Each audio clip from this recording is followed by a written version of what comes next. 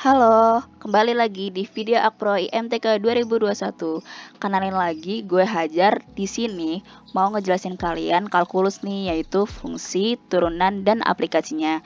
Jadi di sini gue ada beberapa soal dengan sumber soal yaitu kuis 1 dan kuis 2 kelas kalkulus bioproses 2020 dengan dosen Pak Rozi. Nah, di sini ada soal pertama nih. Ada tulisannya tuh tentukan domain dari fungsi FOG dan range dari fungsi FOG di mana fungsi fx adalah akar dari 18 min 2x kuadrat dan 3x adalah akar x kuadrat plus 4. Nah, sebenarnya di sini yang diminta kan cuma domain FOG dan range FOG kan. Tapi di soal ini tuh dia juga jabarin domain F sama range G-nya gitu. Nah, pertama-tama yang harus kita lakukan pastinya kita harus nyari FOG dulu kan. FOG itu kan yang diminta gitu loh. Jadi biasanya nih FOG itu fungsi X yang X itu diganti jadi fungsi G. Jadi FGX ini yang udah ditulisin ini benar. Lalu kita masukin aja GX ke X ini. Lalu kita operasi, kita dapat hasil akhirnya yaitu FOG sama dengan akar dari 10 min 2x kuadrat. Nah, ini dilihat nih, kalau kalian lihat kenapa sih harus lebih besar gitu loh, kenapa nggak kurang dari gitu. Jadi sebenarnya kita tuh untuk menentukan domain dan range kita harus tahu nih fungsinya itu apa, karena ini fungsinya berupa akar, yaitu berarti nggak mungkin dalamnya tuh minus. Kalau minus berarti kan bakal imajiner gitu kan. Nah, berarti di sini kita make lebih besar daripada 0. Range-nya juga kan paling kecil range-nya sebuah fungsi suatu akar itu kan 0 gitu. Nah, kalau misalnya kita cari dapat ini domainnya min 3 kurang dari X kurang dari 3. Sedangkan range-nya itu ini nih. Kalau misalnya kalian tahu apa sih ini kurung siku? Kurung siku itu menandakan kayak gini. Min 2 kurang dari X kurang dari tak hingga gitu. Kalau min 2 sih, sorry ini 2 ya. Nah, kalau misalnya kalian melihat kayak min 2 yang kayak gini nih, yang bukan kurung siku, nah itu bukan kurang dari sama dengan, cuma kurang dari doang. Jadi kayak 2 kurang dari X kurang dari akar tak hingga gitu. Nah, ini kalian nih dasar banget yang harus kalian pahamin. Kayak ini istilah-istilah yang bisa dipakai di matematika gitu. Nah, untuk domain yang FOG itu sama juga nih. Jadi karena ini fungsinya akar, berarti harus lebih besar daripada 0. Ntar kita dapat hasilnya adalah min akar 5 sama akar 5. Nah, kenapa sih ini langsung di nolin? Tadi kan gue udah bilang hasil akar paling kecil tuh adalah 0. Berarti kalau misalnya ya yang paling kecil 0, kita langsung masukin aja X-nya itu 0 di sini. Di sini itu 0 di X-nya. Karena 0 kita dapat hasilnya itu akar 10. Berarti range FOG itu cuma di antara 0 sampai akar 10. Ini harusnya akar 10 ya guys, bukan 10. Gitu. Oke, next. Nah, ini ada soal lagi. Tentukan titik diskontinuitas dari fungsi berikut. Tentukan juga apakah titik diskontinuitas tersebut kontinu ke kiri atau kontinu ke kanan atau bukan keduanya. Jadi kalau misalnya kita tahu apa sih ini fungsi diskontinu sama kontinu. Kalau misalnya kalian tahu, kalian kalau ngelihat grafik tuh kan kayak bagus gitu nggak sih, yang nyambung dari sini ke sini gitu kan. Nah, diskontinuitas tuh kayak ada jedanya gitu, kayak misalnya ada yang kayak gini nih, yang kayak gini, terus ada yang kayak gini gitu. Di sini kayak ada jeda ya di sini tuh. Terus ada juga yang kayak gini, kayak gini. Nah, ini tuh kayak juga ada jedanya. Nah, ini namanya grafik diskontinuitas gitu, fungsi diskontinuitas. Jadi bakal ada dua ini kan, ada dua fungsi gitu. Nah, ini juga udah terbukti ini tuh ada dua fungsi kan. Biar gak ini. Ya, ada dua fungsi kan guys. Kita harus buktiin dia tuh diskontinuitas terus di titik mana aja.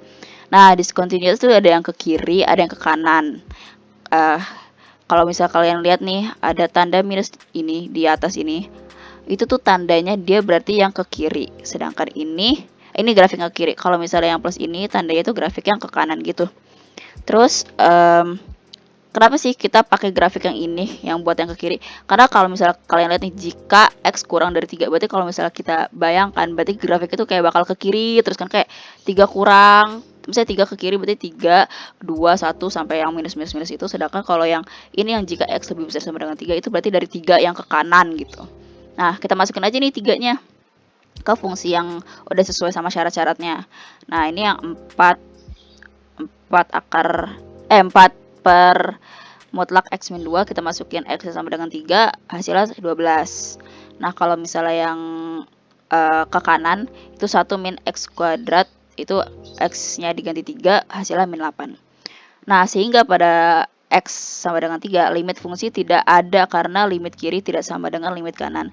Fungsi ini terdefinisi dari salah satu ujung, yaitu ujung kiri, sehingga disebut kontinu ke kiri gitu. Oke, kita next aja. Nah, ini udah masuk ke turunan ya guys, turunan. Oke, kita lanjut aja. Jadi ada soal, yaitu tentukan persamaan garis singgung dari fungsi fx sama dengan ln x kali 2 log x di titik berabsis 2. Kalau kalian tahu absis itu adalah x, jadi kayak kalian harus ingat gitu, absis itu merupakan x. Jadi kalau kalian tahu, kita juga pernah belajar juga di SMA, persamaan garis singgung itu bisa kita cari dari suatu fungsi yang kita turunin gitu. Nah, ini kita dapat fungsinya fx sama dengan ln x dikali 2 log x. Kalian juga tahu kalau misalnya suatu fungsi yang kali-kalian gitu, perkalian, itu pakai UV kan. Nah, ini juga nih di sini tuh ditulisin ln x itu kita misalin u, sedangkan 2 log x kita misalin v. Berarti fx-nya itu ini turunan dari u dikali v ditambah turunan v dikali u. Nah, kita harus ingat turunan ln tuh apa, turunan log tuh apa gitu kan. Kalau misalnya kita turunin turunannya ln itu berupa ini 1/x, sedangkan turunannya 2 log x itu ini 1/x ln 2. Nah, kita masukin aja ke yang ini. Terus kita masukin, kita operasi sama dengan 1. Nah, tadi ya udah gue bilang kalau misalnya untuk mencari persamaan garis singgung berarti kita harus dapat gradien. Nah, gradiennya itu berupa turunan dari suatu fungsi itu. Nah, berarti gradiennya ini yang udah kita turunin ini adalah gradiennya 1 gitu. Nah, setelah kita udah nyari gradien, kita nyari y-nya nih.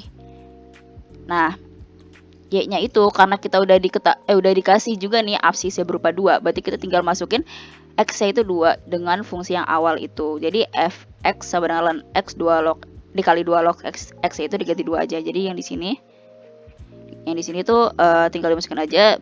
Jadi y-nya itu sama dengan ln 2 nih. Nah, kita balik ke rumus awal, yaitu y min y1 sama dengan mx min x1. Masukkan aja apa yang udah kita cari. Terus hasil akhirnya berupa y sama dengan x plus ln 2 min 2 gitu. Sekarang ada lagi nih soal selanjutnya. Tentukan kecekungan dari titik balik dari grafik fungsi tersebut. Nah, kecekungan itu merupakan 2 kali turunan dari suatu fungsi gitu guys. Nah, jadi kita dapat nih fungsi ini. Kita turunin lagi. Nah, gitu. Ini juga kalau nggak salah harusnya udah dipelajarin di SMA ya. Ini tuh soalnya gue pribadi diajarin di SMA. Karena ini perperan, kita juga pakai UV, tapi UV-nya itu yang beda daripada yang perkalian. Nah, di sini nih, di rumus UV-nya. Kita misalin U berupa yang di atas, fungsi yang di atas, sedangkan V fungsi yang di bawah. Lalu kita turunin aja, yaitu fx pertama tuh ini nih, udah di ini nih. Terus ini hasilnya. Oke, habis itu kita turunin lagi. Itu ini fungsi yang kedua nih, turunan yang kedua. Terus kita sama denganin 0 aja, soalnya kan kalau misalnya kita cari kecekungan tuh kayak gini. Oke, kita dapat x sama dengan 2. Ini kan. Nah, ini tuh apa sih? Ini tuh apa sih, guys? Jadi kalau misalnya gua dulu diajarin di SMA tuh kayak gini. Misalnya kita dapat titiknya tuh 2 kan. Di sini kita 2. Terus kita coba aja nih, misalnya di sini 1. Kan di sebelah kiri ya 2 tuh ada 1. Kita coba masukin 1 aja. Dia itu bakal minus apa plus? Kalau misalnya hasilnya minus berarti dia adalah fungsi turun gitu. Sedangkan kalau plus dia bakal fungsi naik. Jadi kita coba-coba aja. Waktu itu gue coba 0 sama 3 gitu. Nah, kebetulan yang 0 itu minus dan yang 3 itu adalah plus. Berarti grafiknya tuh bakal gini nih. Turun terus tiba-tiba naik gitu. Nah, dia bakal cekung ke bawah ya. Nah, yang turun ini bakal cekung ke bawah. Itu di range X kurang dari 2 atau minta hingga 2. Nah, minta hingga ini tuh maksudnya yang tak hingga tapi minus gitu, guys. Nah, kalau yang cekung ke atas itu berarti yang grafik yang ke atas yaitu X lebih besar dari 2, yaitu 2 plus tak hingga gitu. Terus ini ada nih, kan dia juga minta titik balik ya. Nah, titik baliknya itu turunan pertama sama dengan 0. Kita cari aja, guys. Kalau misalnya sama dengan 0, kita dapat X sama dengan 3 dan X sama dengan 1. Terus kita masukin ke fungsi yang ini fx ya, fungsi fx yang awal. Fungsi turunan yang pertama nih. Kita masukin kalau misalnya sama dengan 3 berapa, kalau misalnya sama dengan 1 berapa. Ternyata kita dapat ini dan ini. Nah, itu merupakan titik baliknya. Gitu. Sekarang ada satu soal lagi. Ya benar, satu soal lagi. Ini ada tentukan titik ekstrim global dan lokal jika ada dari fungsi berikut dalam interval tertutup yaitu min 4,2. Fx-nya yaitu 2x pangkat 3 plus 3x kuadrat min 12x plus 18.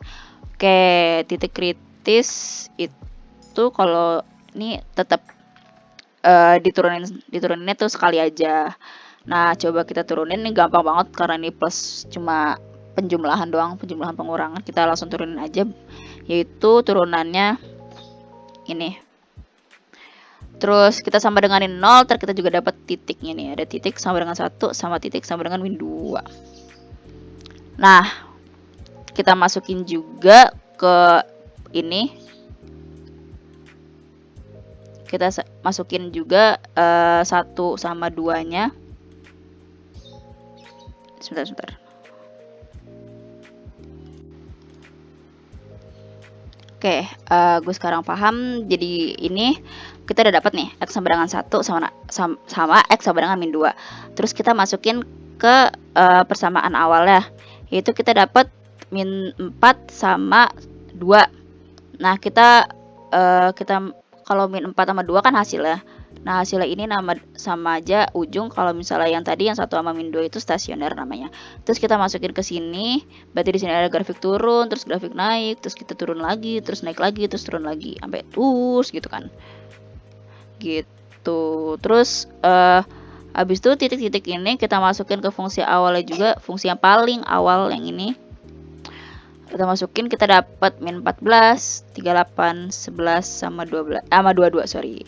Nah, berarti kita masukin nih.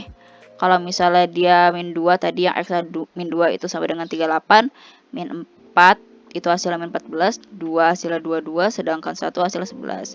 Nah, kenapa sih kalau gue bilang kenapa ini pakai global maksimum dan global minimum? Menurut gue ini tuh 38 karena angka yang paling gede, berarti kan dia paling atas. Tahu gue tuh juga kayak gitu sih prinsipnya.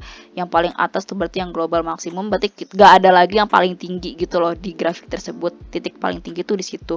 Sedangkan ini global minimum maksudnya titik yang paling rendah itu adalah di min 14. Sedangkan ini yang lokal itu kalau lokal berarti hanya di daerah itu aja.